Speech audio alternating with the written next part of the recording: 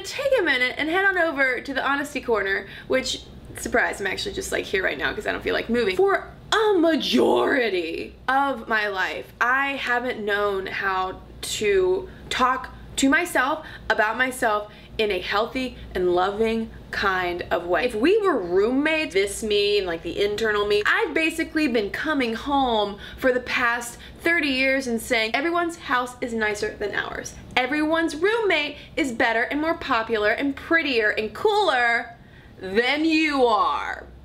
Nothing like being Miss Popularity. So, with the help of therapy, full disclosure, because that should be nothing to be ashamed of, I am relearning how to talk to myself about myself. And I can tell you firsthand that it makes a massive difference. Not in eliminating anxiety and negativity, rather shortening its lifespan, which, friends, I'm sure you can relate to this, can make life a lot more manageable. Rule number one for talking to yourself about yourself: don't be a jerk. If you were out in the real world trying to make a friend, you probably wouldn't start off with, what is your problem? If it is, I highly suggest you find a new way to make friends. Rule number two, figure out what you're talking about. If we are upset about something or anxious or scared, our conversation with ourselves about ourselves just sounds a lot like this.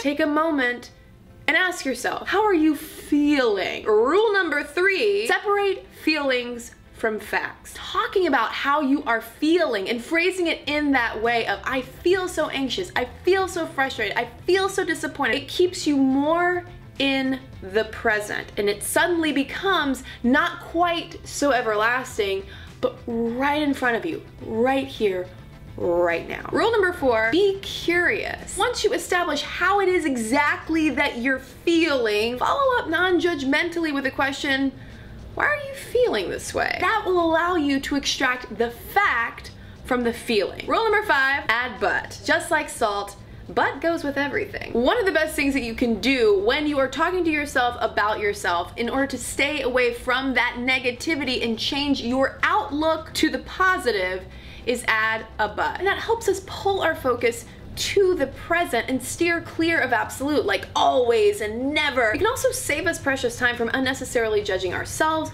or other people and give us an action plan of sorts to move forward in a healthy way. Bonus step 6, if you find yourself, as I sometimes do, in one of those mental self-talk spirals, it's also important to know when to just shut up. Distract yourself with something that you enjoy doing, whether it's reading or listening to music or dancing or running or cooking, whatever it might be. I'm just listing things that I personally enjoy so that you can calm that self-talk until you're in a better headspace to conduct some dialogue. And listen, all of this stuff takes practice. I'm still learning it. I'm making this video to help remind myself of all of these things that I need to do. But, there's that but again, having done it even for a relatively short amount of time, I can tell you, if you try talking to yourself as actually a friend rather than an enemy, that's what it feels like being able to breathe.